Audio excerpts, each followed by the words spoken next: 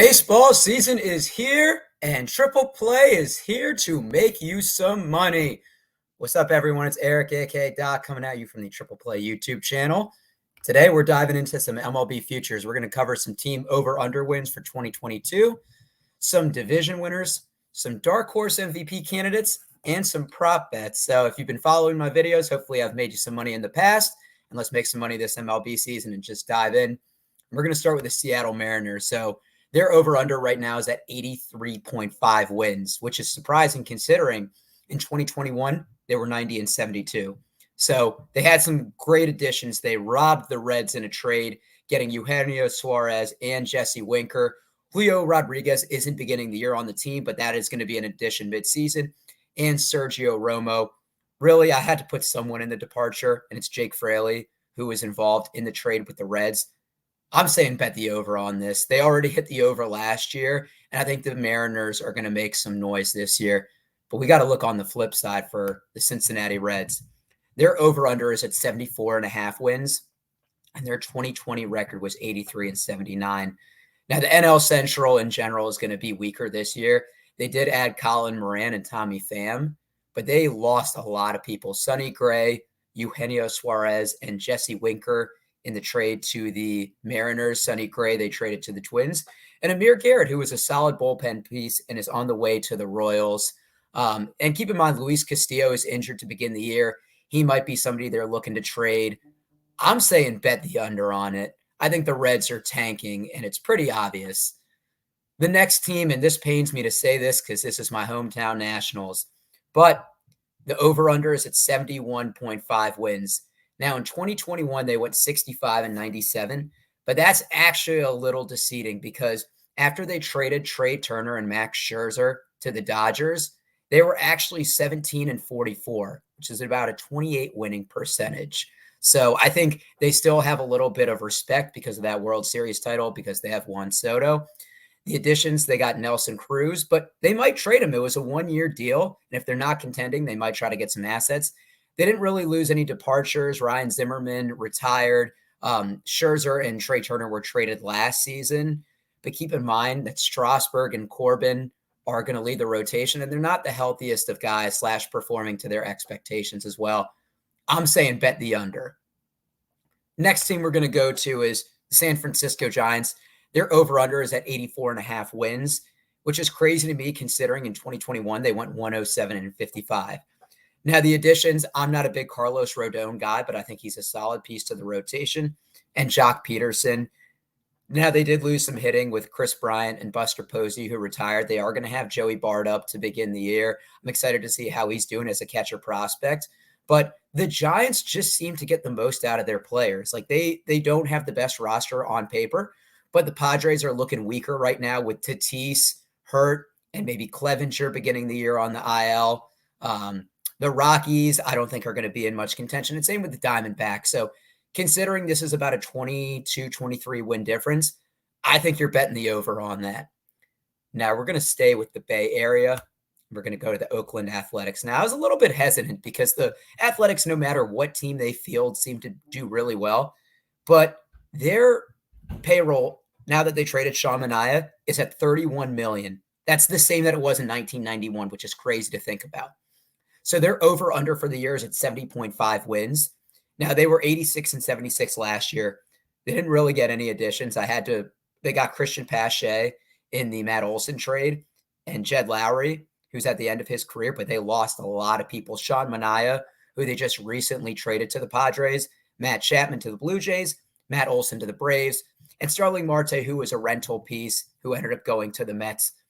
I'm saying bet the under. The AL West, I think, got better. The Rangers made some additions. I think the Mariners are going to be in more contention. The Astros are always a tough out. So, and who knows, maybe with a full season of Mike Trout, knock on wood, the Angels are going to be in contention as well. So I'm saying bet the under from here.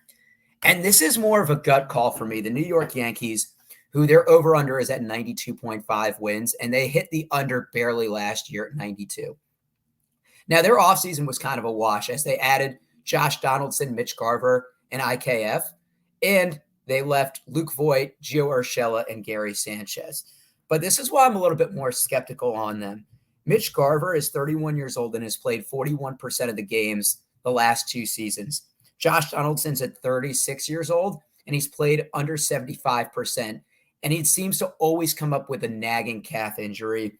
Aaron Judge last year was the healthiest he's been since his rookie season, playing 91% of games, but there's a very real chance that he could get injured for some period of time.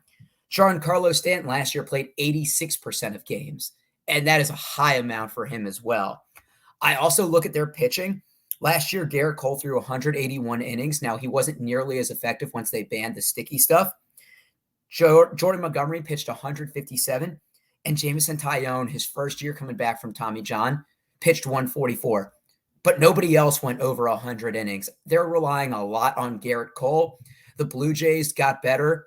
The Red Sox got better with the addition of Trevor Story. The Rays are always going to be a thorn in their side.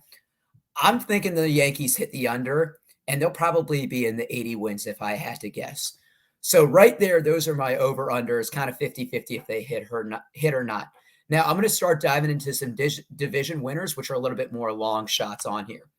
So the first is the Blue Jays, who right now are the favorite in the AL East, but they're at plus 165. So it's still plus money. You know, you're obviously betting to win more than you're gambling on. They went 21-9 to end the season. They got really hot, and they actually missed the playoffs on the last day. And that's why I think they're going to be a little bit more hungry. Beginning the year, hopefully George Springer is healthy as well. They got some good acquisitions with Matt Chapman, with Kevin Gausman. I know they did lose Robbie Ray, but I like that rotation of Barrios, Gausman, Ryu, Alek Manoah for a full season, hopefully. And they had 91 wins last year. The Rays won the division with 100, so I think it's within striking distance. I also like the Mariners at plus 425. They have a lot of depth. As mentioned, Julio Rodriguez is not even beginning the season on the active roster. So if he does get hurt or they decide to bring him up at some point, I think he's really going to provide a bolt to that lineup. The Astros are older, and what we're seeing with their pitching, Justin Verlander coming back from Tommy John, Lance McCullers will probably begin the year on IL. Framber Valdez is 28. Yuli Gurriel is in his late 30s. Altuve's in his 30s as well. They don't have as much young talent as they used to, and I worry about with spring training getting ramped up so quickly, that's going to plague them. And same with the Angels. I root for the Angels, but Mike Trout can't seem to stay healthy. Same with Anthony Rendon. You worry about an overuse injury for Ohtani, Noah Syndergaard on a one-year deal. And the Mariners haven't made the playoffs since 2001. I think this is as much as they've gone all in than ever before. Now, staying with division winners, I like the Phillies at plus 325. So the Mets are going to Met, and unfortunately, DeGrom is out at least the first month. Max Scherzer might begin the year on the IL as well. The Braves, Acuna is going to be out the first month. Freddie Freeman is gone. Now, I know they're replacing with Matt Olson, but it's also the emotional leader as well. And that World Series hangover, Jorge Soler is gone as well. If you remember, the Braves really made a push towards the All-Star break, getting some cheap pieces with Soler, with Eddie Rosario, but they weren't the favorites to win at the All-Star break. The Nationals, I think, are tanking, and I think the Marlins are going to be good, but I don't think they're ready yet to contend for the division. Now, the Phillies added a lot of firepower on that offense. They might have the second best lineup in the NL to the Dodgers. I love the additions of Castellanos and Schwarber to go along with Harper, Reese Hoskins, JT Realmuto. I think Alec Boehm is going to have a breakout year. And hopefully Corey Knebel is the closer they've been looking for, because the Phillies bullpen has been awful for as long as I can remember. Now, we're going to go with some even longer shots here. And I like Rafael Devers to win the AL MVP at plus 1950. So it would be 10 to win 195. So last year, he had 214 runs plus RBIs, which was fourth in the AL. The three people above him actually all played for the Blue Jays. Vlad Guerrero Jr., Bo Bichette, and Teoscar Hernandez. So I'm thinking maybe with a full season, with Marcus Semien instead of Teoscar. Marcus Semien isn't with the team.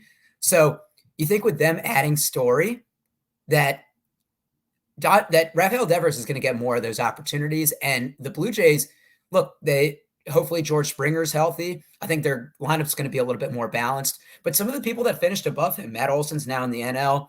Can Ohtani repeat what he did Can Vlad Guerrero repeat a 400 plus on base percentage? Can Aaron Judge stay healthy? So once again, is Devers the favorite? No, but I like this value here. And hey, let's get a little crazy. CJ Cron to lead the MLB in homers at plus 6,000. This wasn't crazy a couple of years ago. This was a similar line for Luke Voigt in that 60-game season. So look, he's going to be in Colorado where the air is thinner. It's the hitter-is-friendly park. The NL is implementing the DH, so potential more games played if he doesn't have to play first or if he just wants a rest period. The Rockies added Chris Bryant, so it's a little bit more protection. And if you go into his advanced stats, CJ Cron has a high barrel percentage. He's in the 93rd percentile of max exit velocity, which basically means he hits the ball hard. And in Colorado, that's what you're looking for. So look, those are some long shots I like. Hopefully, if you follow through my bets through the entire season, we can make some money. But speaking of bets, got to plug in our new sponsor, OddsJam, here. And just to give you the quick elevator pitch, OddsJam is going to help you maximize your odds. So let's say that you're feeling ballsy and you want to bet the Athletics money line against the Dodgers. BetMGM maybe will give you plus 300. But what if DraftKings will give you plus 380? Don't you want to maximize those winnings? That's what OddsJam is going to do. So use the referral code below, Triple Play, to get a free 7-day trial. Look, they say the best things in life are free. And if you really are someone that wants to maximize your winnings, make sure that you sign up for OddsJam. Everybody that watches Triple Play, we appreciate you tuning in. Make sure you subscribe. Check out some of the other great videos we have. Leave a comment below. And if I help you win some money, feel free to Venmo me. Just a joke, but thanks for watching.